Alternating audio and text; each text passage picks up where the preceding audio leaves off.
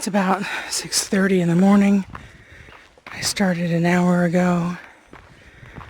I'm about a little more than 2 miles in, and it's still only 44 degrees, but it's perfect hiking weather for me because I'm exerting myself, but I'm not sweating, which is wonderful. But this area with, I think, in Ponderosa, Pinyon Pine, I'm at about 6,000 feet.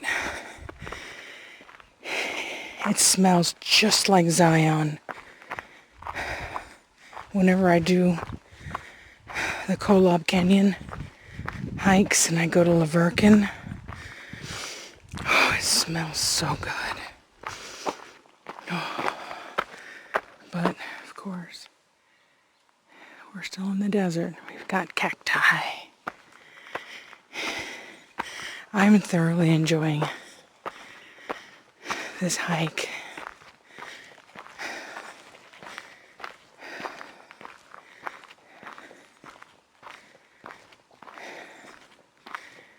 I am fully embracing my solitude. Funny how now, when everybody has to socially distance themselves, people are starting to hike solo. I've been hiking solo for over a decade. Yeah, I've done some group backpacking trips. And I've hiked a handful of times with one or two other people. But for the most part, I always socially distance myself. It allows me to fully immerse in Mother Nature and enjoy.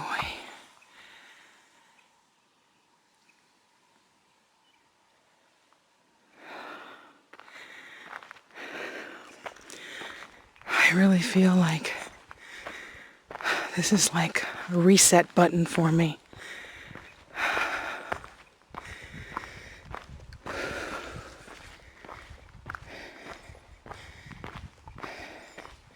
It's amazing how different the southern side of Mount Charleston, Spring Mountains, is.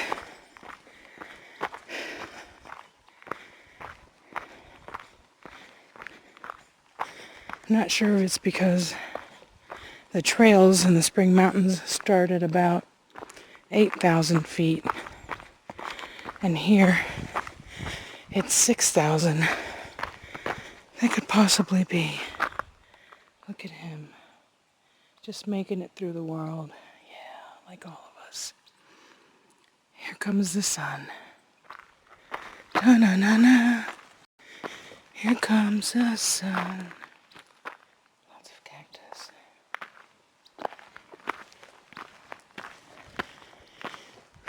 I saw a lot of bunny rabbits on my drive up. I didn't see any desert rabbits.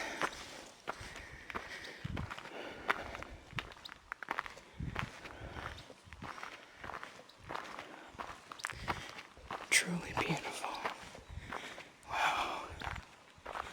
Look at that. Everything's about to start blooming. I don't know what kind of cactus that is, but that's beautiful. Oh. Wow. Look at these expansive views.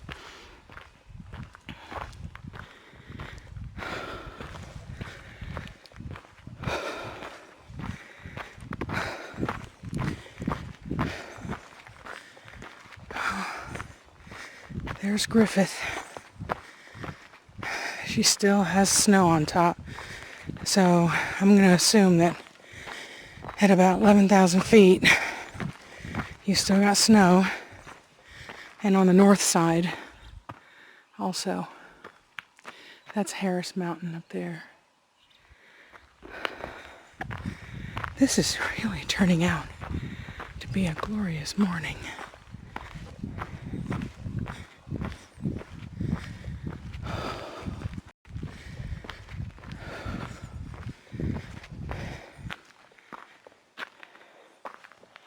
There are some spaces up here that are relatively flat, and I'm wondering if they're not perfect for a overnight backpacking trip. It seems like they could be. You just have to bring all your water. There is no water up here. Dry as a bone.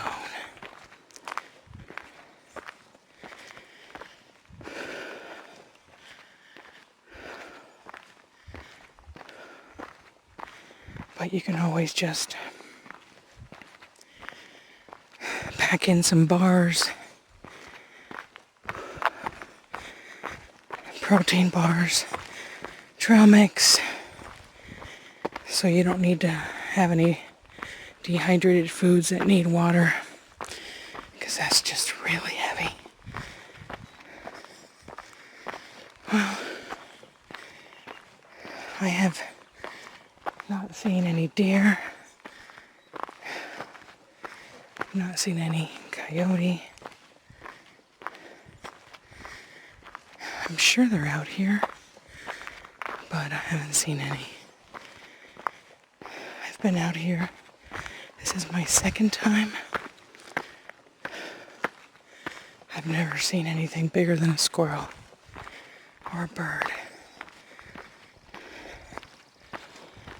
So I'm not sure if we even have any out here.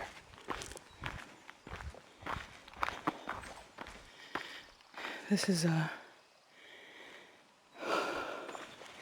not just a hiking trail, but a horse trail. And those horses really do a number on this trail. But look at that stonework on that trail. That's nice. And I'm assuming when it rains, this becomes a little wash.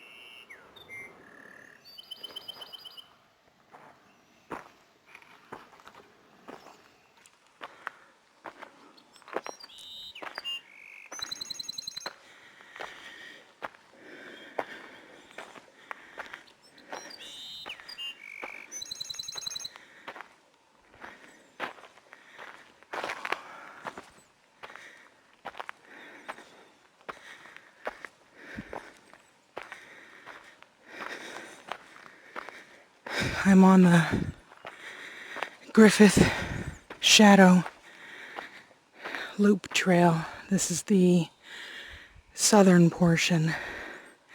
I'm not sure if that's Mount Potosi. I'm not sure. I'm not very familiar with the mountains back here.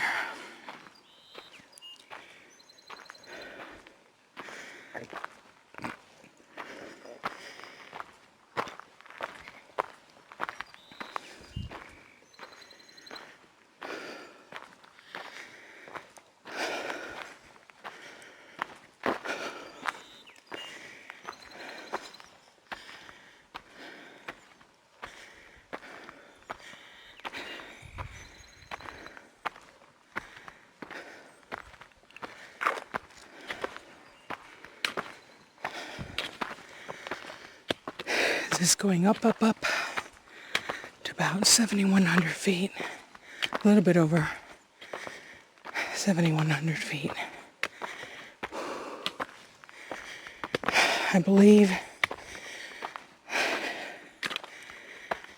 there's a total elevation gain of 2,000 feet on this trail. There's a lot of up and down.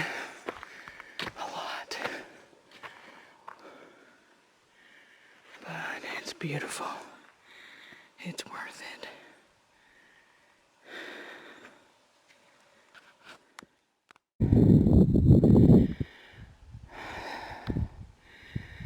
I'm about a little over halfway on the Griffith Shadow Loop Trail. I believe I'm done with the south That was difficult. The ups are unbelievably like vertical. As you can see, this is the beginning of the burn area of the Carpenter fire. I can't even talk, I'm so exhausted. That, up there, that line, is the road that's now closed to the Harris Canyon Road, to Harris Mountain. And then you can park and climb up to Griffith from the back. But since the fire, it's been closed. Oh, look at him. I saw him earlier flying. So this seems to be the high point, I believe, which is about close to 7,200 feet. That looks like a pretty decent wash down there. So, being that there's pretty much no trees left, I'm sure that the flash floods raged through here.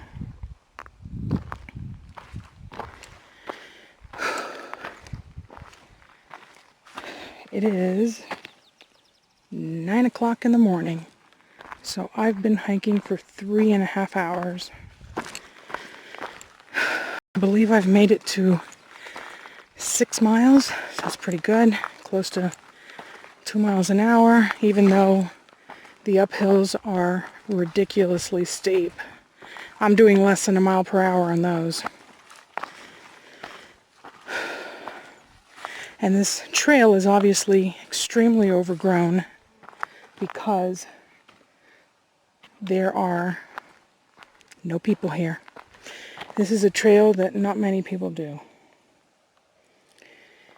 So I probably won't be seeing any humans until I reach the trail junction with the actual Lovell Canyon Trail in about 1.5 miles, 2 miles. This is almost an 11-mile trail, so I've got 4 or 5 more miles to go. It's been beautiful, rewarding, difficult. The views are unparalleled. I didn't realize I could see all the way out to Death Valley, to California. I think I probably even saw the Panamint Range. So, I believe Griffith Peak is going to pop up the further down we go. A lot of dead trees up here. It's kind of spooky with no people and a lot of dead trees, burned trees. A lot of grass is growing out here. I'm so glad to be going, for the most part, downhill. That was, there's no treadmill in a gym anywhere near that. There's no elevation gain on a treadmill. That was 40 degrees. That was really steep. Ooh, wonder who lives in there. We don't want to hang out and see.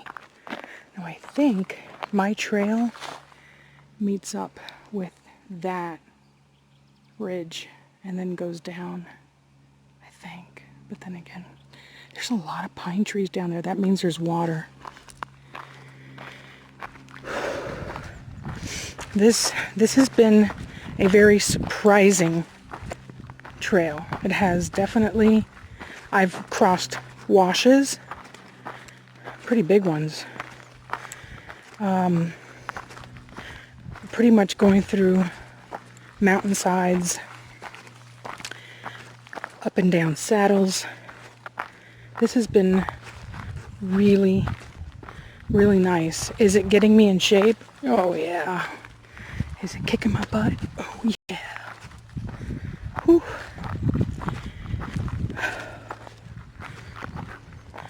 But if you think you might be tempted to come out here, I would say do this. It's worth it. Yes, it's long.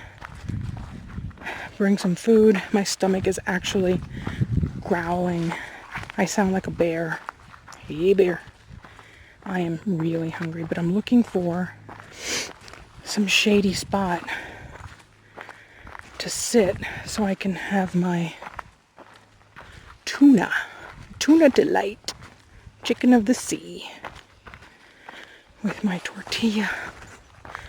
So I can get some protein into me. Maybe even a protein bar with some almonds. That sounds good. And by the way, there's a lot of butterflies out here. All right, this is getting scary and steep, so I'm going to turn this off.